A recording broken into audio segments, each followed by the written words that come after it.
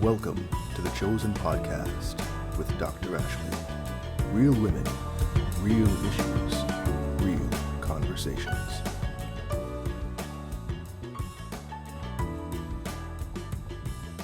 What's up, y'all? It's Dr. Ashley, and welcome to another episode of the Chosen Podcast.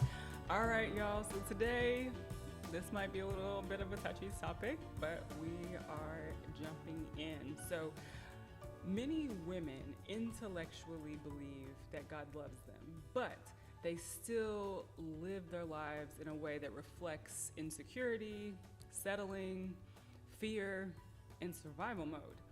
So this episode is about aligning your life and the behavior that you are choosing every day with your God-given identity.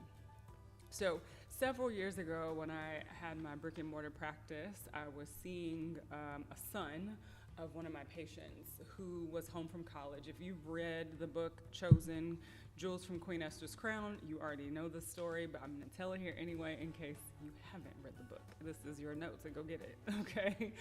But this young man was home from college after his first year. He was having a phenomenal year academically. He was super locked into his academics. He had gone away from his family, and he was so polite and mannerable. He was very well put together, and I stopped his physical like halfway through, like, look, I have two sons at the time. They were very young, and I needed to know what his parents told him. Like, what did they teach you for you to show up into the world this way? Like, you seem confident, you are about your business, you God focused. It just seemed like he had his head on straight and he had his things in order. And he said something to me that I will never forget. He said that his father always told him to carry himself like he was worth something. And the longer that I have sat with that concept, or this phrase in general, it is so important and can be easily integrated in every aspect of our lives. Carry yourself like you are worth something. Moment of silence for that.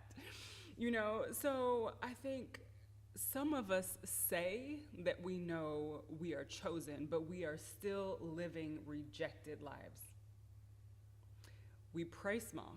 I know my pastor on New Year's Eve preached the sermon about our dreams being too small, our prayers being too small, that we put God in these little tiny boxes, and we get uncomfortable asking for big things, dreaming for big things. And I remember texting him that next week, like, thanks for that sermon. Now I have to go rework my entire goals for 2026.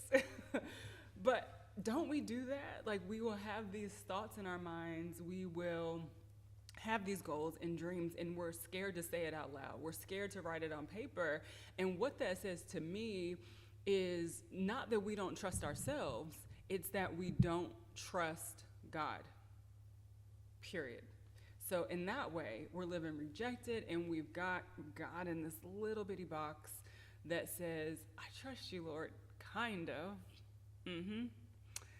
Another way we often live rejected is in relationships. And I think that is difficult because we're not talking just about romantic relationships here. We're talking about friendships. We're talking about intimate relationships, coworker relationships, relationships with your parents, with your children, extended family members. Like, all of our relationships should be in alignment with who God called us to be.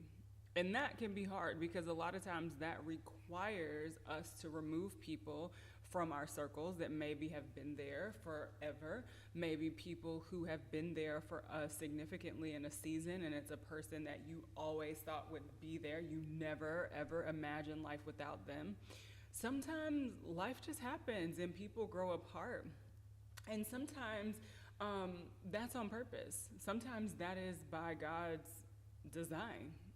And we just have to trust that that is what it's supposed to be. I posted a short on YouTube recently saying that you can't keep going back to what God already called you out of.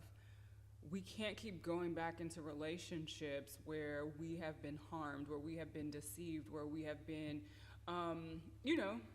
realizing people are not showing up as the people that they said they were. So we have to be intentional in all aspects of our lives. Tolerating disrespect is a way that we live rejected. Shrinking in rooms. God put you in rooms intentionally. No room that you have ever set foot in is on accident. And when you walk in that room and get quiet, you walk in and get complacent, you walk in and get afraid, you're living rejected. You're living a life, or you're presenting yourself in a way that says you don't really believe that God put you here for a purpose. We abandon ourselves. This is called self-betrayal in its highest form. And I think when we betray ourselves, we also betray God, because God called us to be a certain way. He's called us into certain lanes and realms. And when we choose to not show up the way we're supposed to, when we choose to make promises to ourselves and don't keep them, when we prioritize what other people are asking us to do above what God has asked us to do, we are self-sabotaging. And that is an act of disobedience. We over-explain, we over-perform, because in our minds, we aren't quite good enough yet. A lot of times we apologize, and we apologize for existing. I'm sorry this, I'm sorry that. Stop apologizing. You were giving a divine call. And if you don't say no sometimes, if you don't show up in a way that pleases everybody, that means you're probably doing your job. So I want to ask this question, and not to put you in a place of shame. I want you to think about this from a place of growth. If you truly believe that you were chosen, how would your life look different today? I want you to think about past decisions, maybe in the last week, the last 6 months, the last year. If you really were to assess every decision that you made, every path you went down, every path you didn't go down, are you living like you're chosen?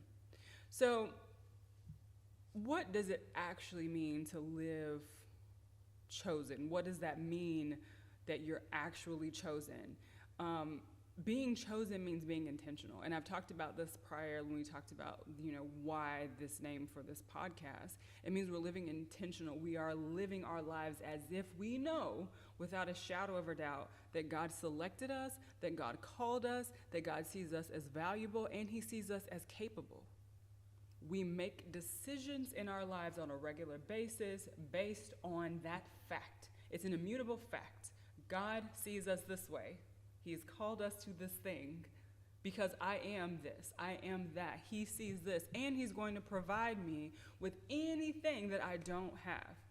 They say that God always equips who he calls. Do we really trust that is the question. In my book, I talk about Esther being chosen. I talk about each person in her story being chosen. I share that all of us are chosen, of course, but even biblically, David was chosen even while he was being overlooked, right? Mary was chosen. She was uncertain. She was probably terrified, but all of them have something in common. They eventually did what? They said yes to God. They may not have been comfortable. They may not have thought they were worthy. They may not have thought that they had what it took. Even think about Moses. They said yes, though. Lord, I trust you, even if I don't trust me. So chosen people are not always the most obvious people, and I think that's sometimes something that gets us tripped up. We think that it can only be a pastor, only be a minister, it could be a first lady, it could be a preacher's kid. Like, it has to be someone of the cloth within these interworkings of what we know as the modern church, right? But when you read the Bible, there's so many people named and unnamed that were not, that were Gentiles, that were out here doing all sorts of things that would probably put them on the lowest part of the totem pole to be someone used by God in any aspect of his ministry. But isn't it beautiful that that's not our choice? Isn't it beautiful that our past does not deny us the opportunity to be chosen by God for something? Isn't it? So yeah, God, he picks the unlikely people, the hidden people, the wounded people, the underestimated people, women, everybody. He chooses us all. And but I think sometimes we have what I like to call a rejection mindset. Yes, even if you're a saved woman, that does not mean that you don't have rejected thoughts. But what I want you to know, that confidence is not arrogance. Living chosen in the way that we're going to talk about it is not about being cocky. It's not about being arrogant. It's about being in agreement with what God said, regardless of what man thinks. It's about being in agreement with what God says to you. I want us to stop waiting for external validation so much. Stop waiting for the applause, the likes on social media. Stop asking for permission to show up the way that you were called to show up. Don't worry about your title. Don't worry about someone else's title. Well, I can't do it because their title's bigger and I have the... It does not matter. If God has called you to something, it doesn't matter if you have no title at all. You're gonna get it. Don't worry about the followers. Don't worry about the recognition. Don't worry about who sees you, who's clapping, who's not. Because I'll tell you, we, chosen people, have to move because God says yes, not because anyone else says no or they don't get it. It's been interesting to watch, I think, through the development of my submission to God in this particular season of my life and the calling that he's put on me, and the way that I've had to shift and navigate, and the way that I've had to let some people down in order to say yes to God. I have been very intrigued watching people's attitudes shift towards me and my content. And it's not something that bothers me. I find it interesting because it ain't for everybody. And we have to be okay with that. Like, your calling is for a specific, maybe even just one person. You have to be okay with saying yes and getting in the weeds, doing what needs to be done when no one is clapping for you. Because, again, I say, I'd rather get to the end of my life and hear from God, "Well done, my good and faithful servant," versus me standing there trying to give excuses about my shoulda, woulda, couldas, and why I didn't do certain things because he said, she said, they judged, all that. None of that. I'm pretty sure God has no time for that, okay? So we got to move because God said yes, and that's it, period. So again, I want to ask you, what would change if you actually believed you were chosen? And this is going to require you to do some deep work, some honest work. And this could also require you to ask some of the people who know you the best how they see you're showing up. Hey, sis, do you think I'm showing up in a way that is representative of all God created me to be? And be vulnerable enough to accept the answers. You might not like them, but listen, write them down, reflect over them, pray on them, ask God, like, is this real? Because the people who know you and love you will be honest. I remember having a conversation with my cousin Shonda about the way I was showing up. And she was telling me, and this was years ago, that ever since I entered this particular relationship, that she felt like I was shrinking. And that was hard to hear, but I know she loves me. We've been super tight since we were little girls. It was hard to hear, but it gave me a reality check to say, whoa, am I walking in who I'm supposed to be? Or am I trying to shrink myself in order for this person who to the world seems very bold and proud and confident? Am I trying to pad their ego by minimizing myself? We do that a lot, especially the ladies out there. We do that a whole lot. We feel like we get into a relationship we have to shapeshift and become a person that appeases the other party. We can't challenge them. We can't make them feel insecure by our greatness. We do it with our friends. We do it with our family. Well, if I do this and I elevate to this place, what are they going to think? What are they going to say? Are they still going to be my friends? Are they going to think I'm stuck up? And, we do a lot of that. We do a lot of shrinking in order to make other people comfortable. And that is not of God. He did not call us out to be like everybody else. He just didn't. So, what would you change if you actually believed that you were chosen? My challenge to you today is to stop apologizing. Stop apologizing for who you are. Stop apologizing for who God made you to be. Stop apologizing for the path that you're on that may not be the path that someone else put you on or hoped that you would be on. Stop apologizing for saying yes to God even when it means no to people. Okay? Stop shrinking. This is challenge 2. Stop lowering your value to help try to increase someone else's. Stop. Stop settling. You know that job is not worthy of you. You know that person is not worthy of you, that relationship, the way they're treating you, all of those things. You know it. You feel it deep down in your gut, but the people pleaser in you doesn't want to disappoint someone else. The person in you that is so extremely hopeful is like, well, I can fix it. I can fix them. I can just show up like this and then it will be fine. Stop. So your homework. I like to give homework. Your homework tonight, whenever you listen to this episode, is to journal. Where in my life am I living beneath my identity? Take a couple days to do that. Maybe a whole week, maybe a weekend, meditate over it, pray over it, really sit in that. Where are you living beneath your identity? And this is not a passive activity.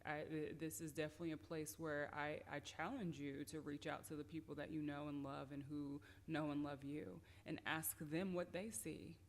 This is a place where I definitely ask you to talk to God. What does he see? What has he been trying to show you that you haven't been paying attention to because you're afraid, because you're shrinking, because you're apologizing, because you're settling? Sit with this for a while. Pray over it. And because it's not a passive exercise, the next step to this assignment is change it. And that doesn't mean, I've been living in this relationship and I feel this person treats me XYZ, I have to leave. That could be the answer, yeah. But it could be putting down some firm boundaries and actually enforcing them. The same for work. It could mean, oh gosh, I know that this job is using me and taking advantage of every last second that I give them, but I keep giving it to them. I keep working on the weekends. I keep answering my phone after hours, interrupting my family time and this, that, and the other. Stop. There's a boundary there. That doesn't mean you have to leave the job. It means you have to stop doing the job that way. So, your identity doesn't belong to you. It belongs to God. And you disrespect him, you disobey him when you do not live in agreement with that. And I know that's a hard pill to swallow because that requires a deep assessment of every part of your life. It's about stewardship. It's about trusting God above trusting man. And it's really hard. So, I know you're ready to turn this podcast off now and got in your business a little bit too much today. But this is the Chosen Podcast. We are out here trying to live chosen, y'all. And it takes some deep work. So thank you so much for being here with me today.